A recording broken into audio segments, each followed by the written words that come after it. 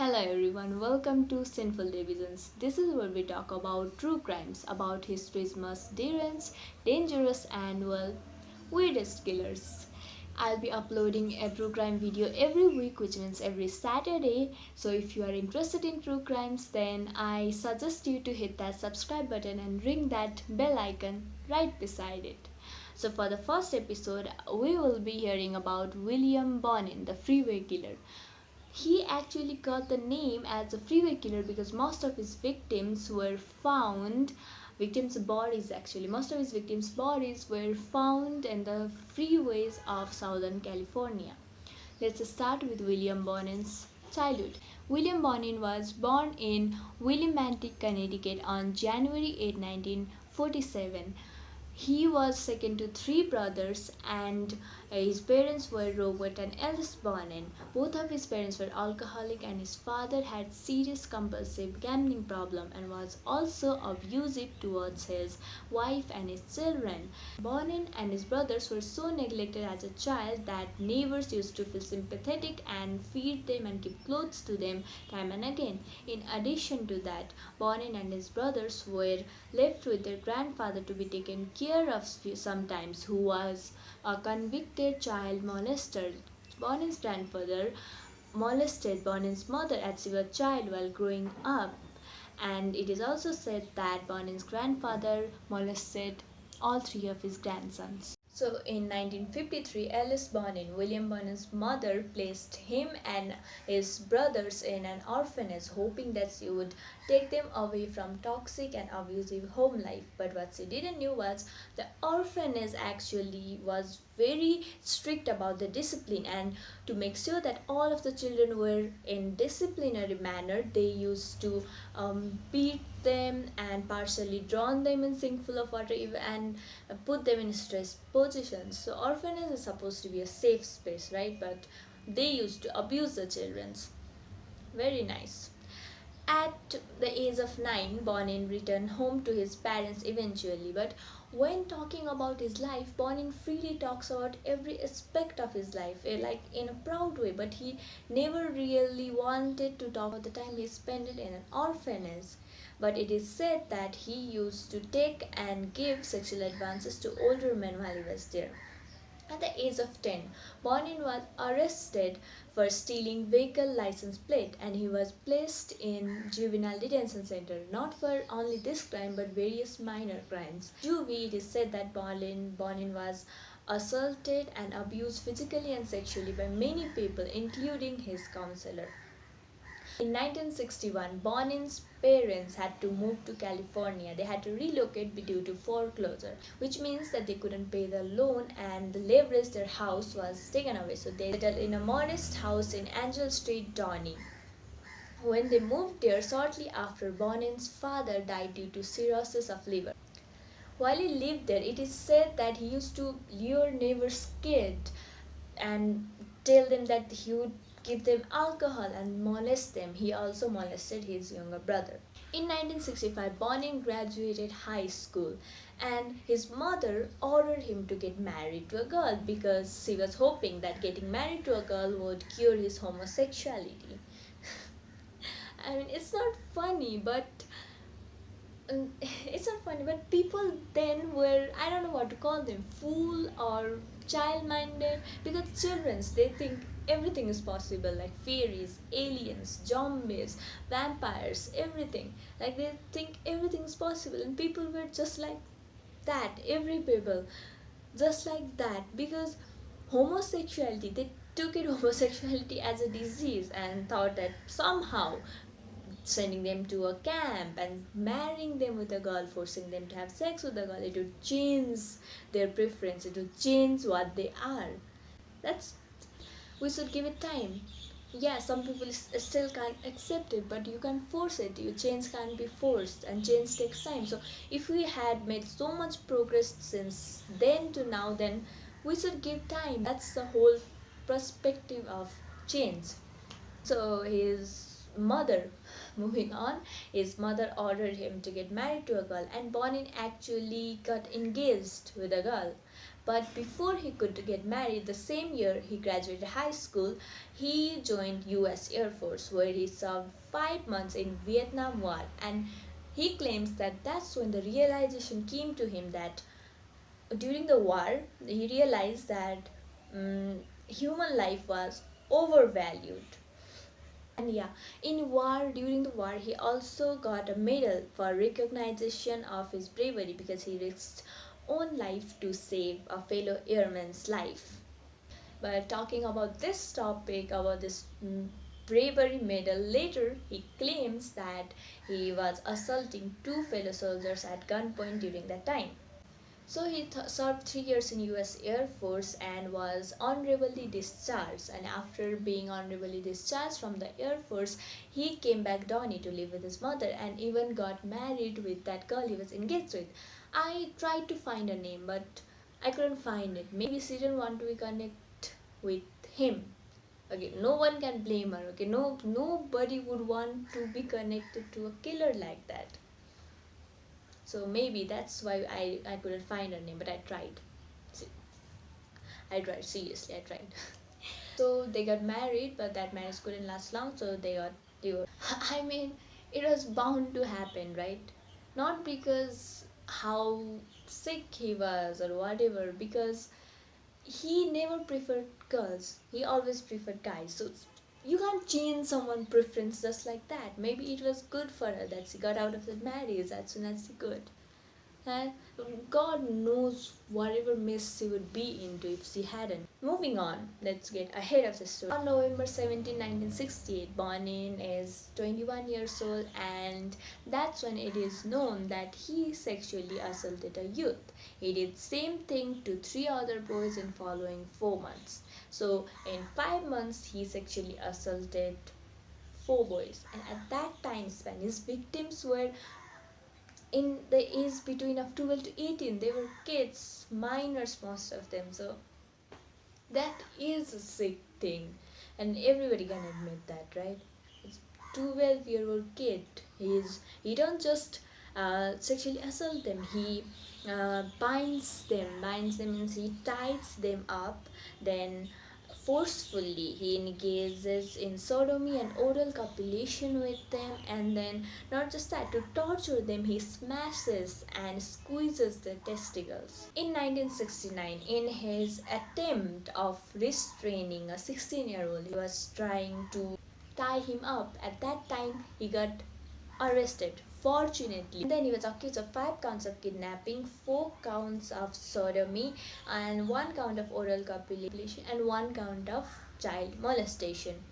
He pled guilty to all these charges, and he was sent to I'm going to make mistake in this pronunciation particularly because I tried but I couldn't just get my tongue roll with it. So after he pled guilty to all the charges, he was sent to Atascadero State Hospital as mentally disordered sex offender, and there he was approved of treatment in January 1971.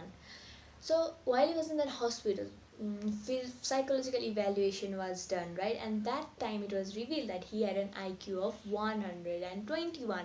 Not just that, he also displayed traits of manic depression and also had damage in prefrontal cortex of the head. So I have hard time remembering this term. Prefrontal cortex of his brain, which leads to that he can't hide his violent tendency even if he wanted to. Due to that damage, it is said. Physical examination was also done that time. It shows extensive scars on his head and buttocks. It is believed that he got that from juvie, but when asked to him, he claims that he doesn't recall any kind of incident like that while he was in juvie. I don't know why he had to lie about this. But if you deeply think about it, before juvie, he was just in a minor crime, right? Stealing license plate and all. He wasn't thinking of molesting everyone, but after juvie, well, maybe it was because of that scars or those damage happened then. Maybe. No one can be sure. After 2 years he was in hospital, he was sent back to prison, declaring that he was unsuitable for treatment because he would repeatedly forcefully engaged in sexual activities with other male inmates in when he was in hospital. But in June 11, 1974, Bonin was released from prison with a statement that said he is no harm to himself or others. Man, they could have prevented a long series of crime right there. You can't blame. What's done is done, right? On September 8, 1974, a 14-year-old hitchhiker named Devin Allen McVicker was hitchhiking in Garden Grove, and that's where Bonin was driving. So he saw David, he stops his car and then asks him, "Hey kid, where are you going? I can drop you to your parents' home." And then David was hitchhiking, so he accepts. But after a short distance, Bonin just asked David, like, "Hey, are you gay or what? Are you gay or what?" He just asked him like that made David uncomfortable, so he politely asked Bonin to stop the car. Like, "Hey man, I can go from here, stop the car." But instead, Bonin drives the car to a deserted field, stops the car, pulls out the gun, points at David, and orders him to undress. After that, he beats David and then rapes him, and then he was strangling David with his own t-shirt. That's when David screamed, but for some reason Bonin stops and drives David home, drops him off. While after dropping him off, looks at him and in calm way he says, "We'll meet again." But David went home and told his mother everything about the incident instantly, and his mother went to Garden Grove police and reported it right after David said what happened. And this might be a very fortunate coincidence because after 2 days from David assault, Bonin was trying to lure a 15-year-old by offering him $35 for sex, but that kid refused, and maybe that's why Bonin was trying to abduct him to forcefully engage in sexual activity, but police caught him. Bonin pled guilty to all these charges, and on December 31st, 1975, was sentenced between the time of 1 year to 15 years of imprisonment. He was released from prison in October 11, 1978 with 18 months of supervised probation. After release on 1978, October 11, he moves from his mother's apartment and gets himself an apartment in 1 mile radius from her. And there he had a reputation for letting people socialize in his apartment and buying alcohols for minors who couldn't buy themselves. Shortly after moving there, he became friends with a 43-year-old neighbor, Everett Fraser. He used to organize different events and parties in his apartment, and guess what? Bonin became a regular attendee to those. And that's when, in one of the Everett parties, Bonin met 21-year-old Vernon Butts and 18-year-old Gregory Miley. I don't know, it's Gregory or Gregory. I think it's Gregory. So, Gregory Miley. Vernon Butts was a Brazilian factory worker and a part-time magician, whereas the 18-year-old Gregory Miley was a Texas native with no education and IQ of 56, which helped him get only casual jobs for the living. One thing, since I have researched this, one thing I have been questioning is, why is Miley's IQ mentioned here as it is something important? We don't know Vernon Butts IQ. We don't know Vernon Butts IQ. Then why was Miley's IQ mentioned here? What does? Oh, maybe it's not a fact, it's my side of theory. Okay, I think maybe it was because it showed how easy it was to manipulate him or control him. Maybe that's why his IQ was mentioned. Smart. A 13-year-old hitchhiker named Thomas Glenn Lundgren, let's call him Glenn. Glenn was last seen leaving his parents' house around 10:50 a.m. on the morning of May 28, 1979. On the same afternoon, his body was discovered covered only in his t-shirt, socks, and shoes. An autopsy was done which showed gentle mutilation, hit on his head, face, and several fractures in his skull. Not only that, but his throat was slashed, he was strangled to death, his genitals were cut into pieces and scattered in the field near where the body was found. This was actually the first murder, a murder in which William Bonin was officially charged with. In this murder, Bonin wasn't alone. He was accompanied by Butts.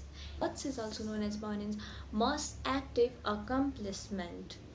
It is said that after Glenn murder, he assisted Bonin in more than 8 murders. After this, in mid-1979, Bonin was found guilty molesting a 17-year-old boy, which means it was violation of his parole, and violation of his parole means he had to return to prison. But, yes, there's a but some kind of administrative error occurred right before Bonin's court date, which resulted in his release.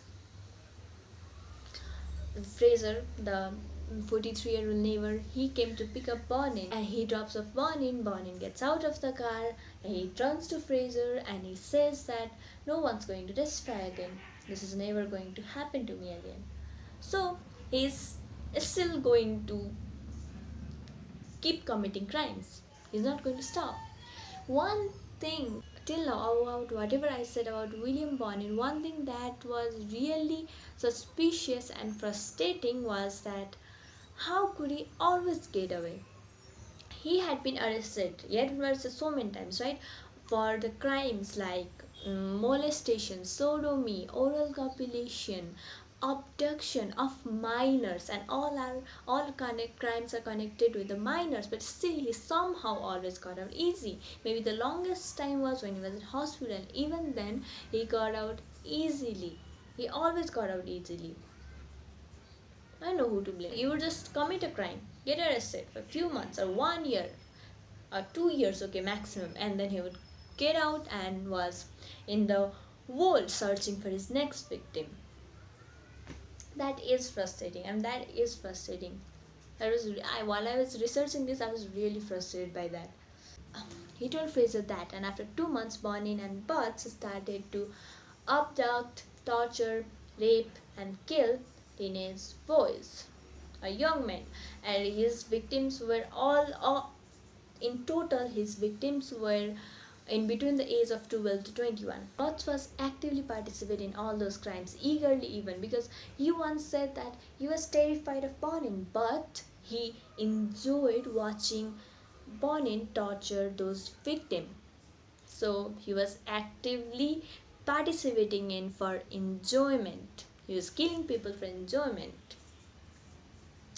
Bonin used to usually strangle his victims by their own t-shirt, but he left few exceptions. I don't know why, maybe for thrills. Because, serial killers are always looking for thrills. They kill for thrills. Whatever do, that's all for thrill. So one victim, he made him drink hydrochloric acid, and for other one, he inserted an ice pick in his eyes, in his nostrils and his ears prior to his murder. These people are disgusting. These crimes, they are just... Can't even imagine what those victims...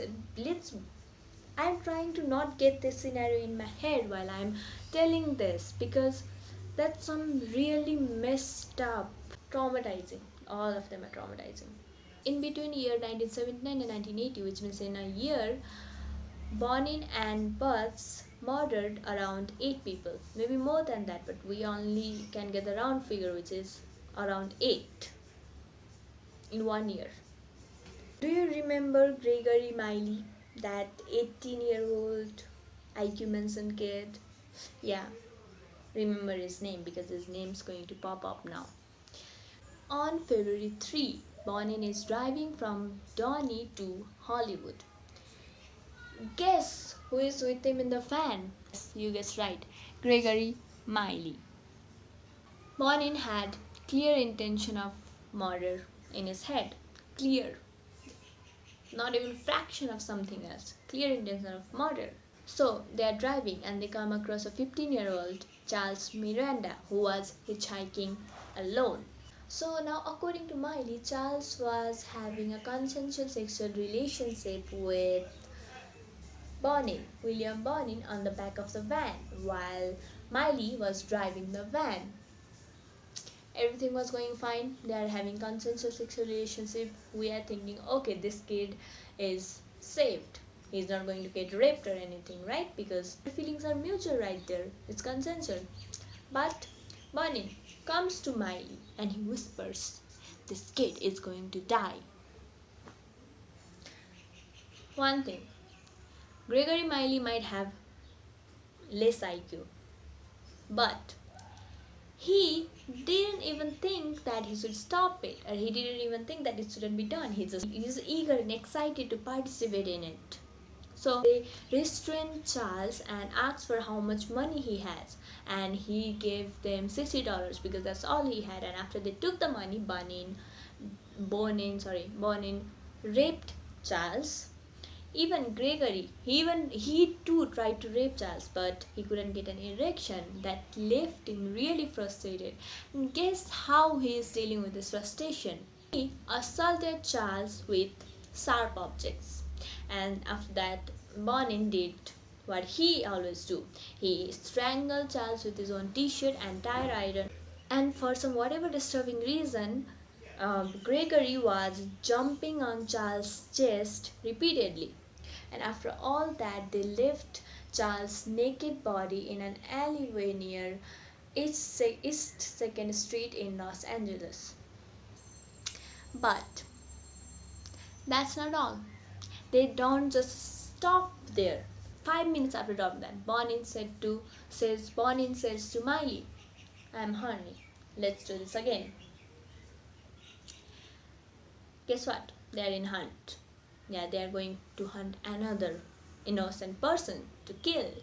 After a few hours of driving, they are successful to lure a 12-year-old James McCabe. Yes, a kid. They lured a 12-year-old James McCabe, and Bonin was raping and beating and torturing him in the back of the van while Miley was driving in his own woods for very, very long distance. But Miley participated in beating and killing of the child because he felt so.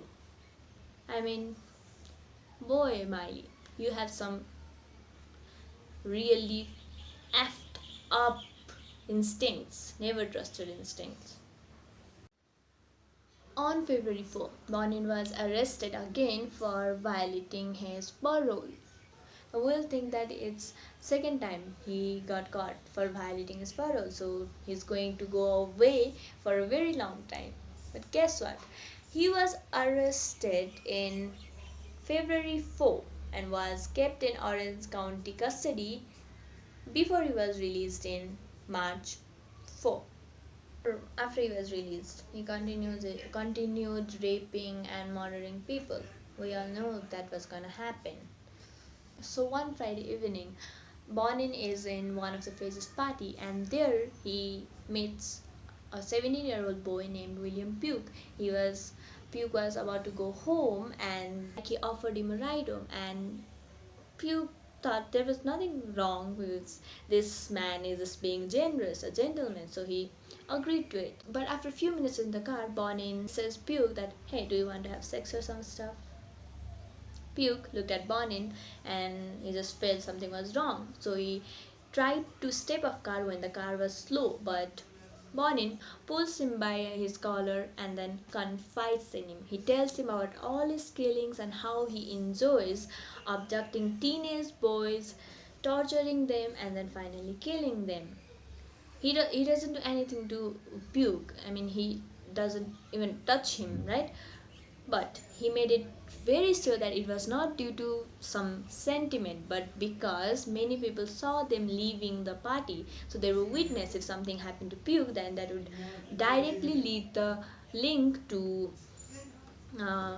what's his name, Bonin. Yeah, directly it's linked to Bonin, so that's why he didn't do anything to puke.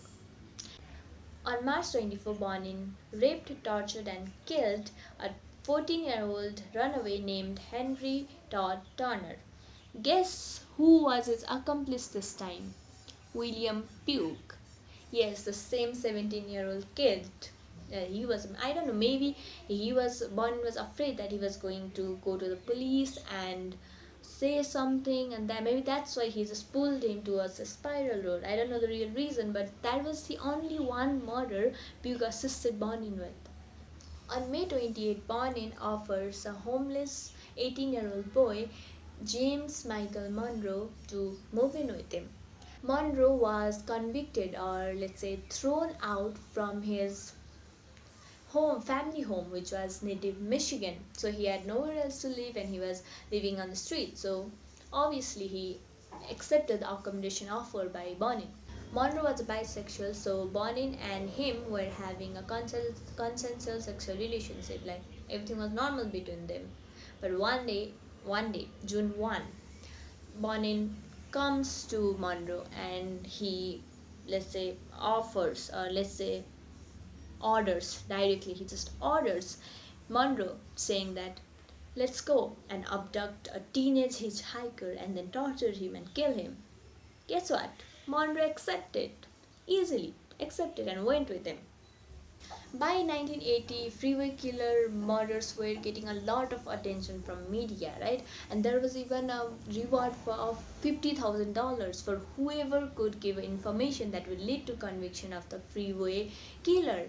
And here, Bonin used to collect all the newspaper clippings of his own manhunt like some trophy.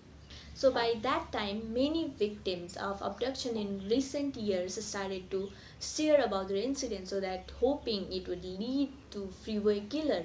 So you remember Puke? By May 1980, he was arrested for auto theft and was placed in Los Pedrones Juvenile Courthouse.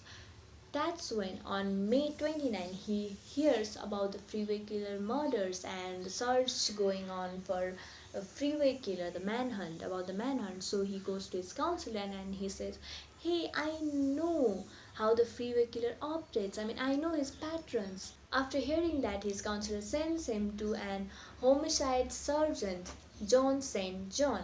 Detective John hears about whatever Puke had to say, and so he did an extended interview with him. Puke didn't say anything about his connection with one of the Bonin murders, but with all the information he gave, other information, it was enough for detective to narrow down Bonin as a suspect of being a Freeway killer. They had no lead by then, nothing at all, nada. So it was like a ray of hope for them. The first lead, they might be onto something. With all of his past convictions, it was easy for detective to assign a surveillance team to watch on Bonin.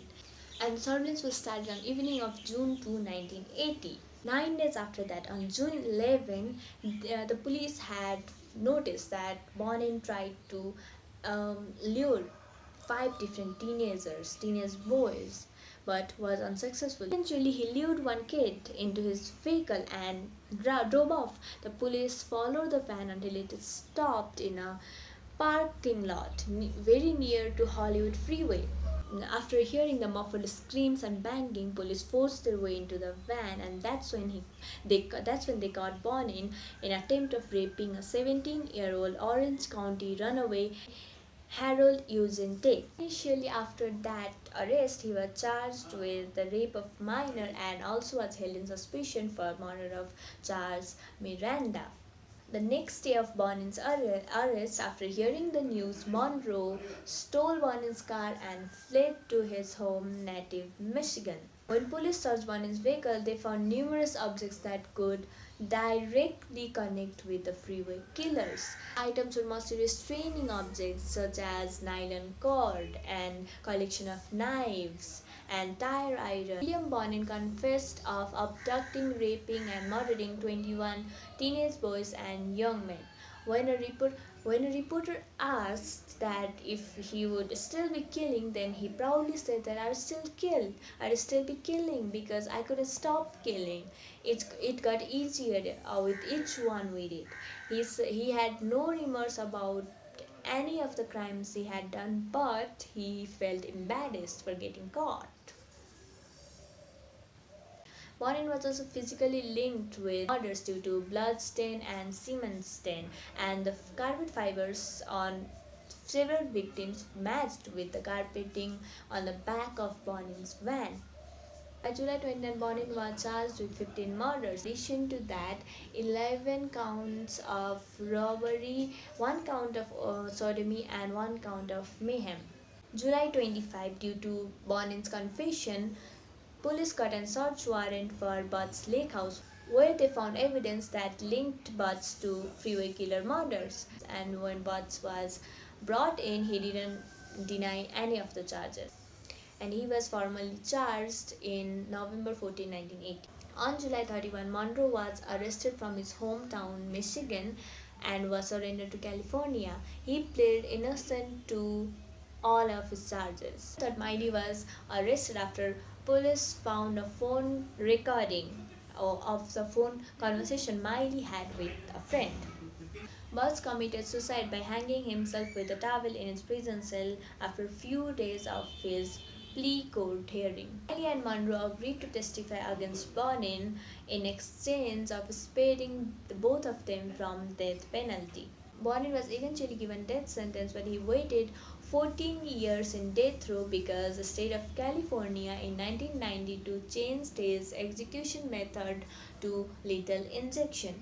Bonin was executed by lethal injection inside the gas chamber of San Quentin State Prison on February 23, 1996. He was actually the first person to be executed by lethal injection in the history of California.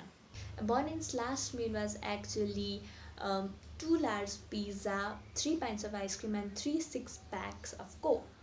In his final hours, Bonin had no remorse over the crime he had done. Nothing, not even one crime. He even left a note before dying that said, I have to read it, okay, it's a long one.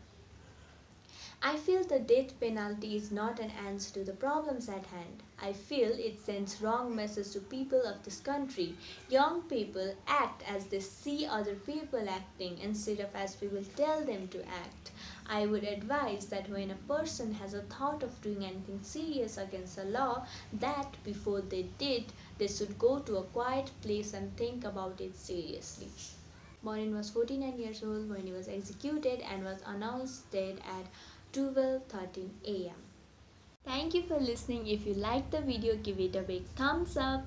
And as I already said in the beginning, I'll be uploading true crime videos every Saturday, which means every week. So that's all for today. Keep the humanity alive. Bye bye.